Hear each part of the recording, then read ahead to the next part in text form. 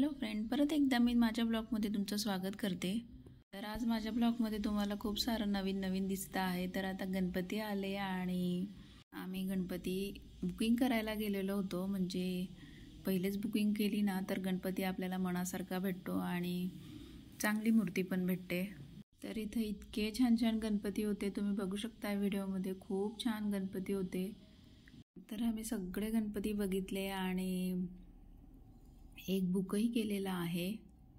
तर तुम्हाला तो गणपती लवकरच दिसणार आहे आणि तुम्ही पण लवकर मार्केटमध्ये जा आणि आपल्या घरासाठी गणपती लवकरच घेऊन या।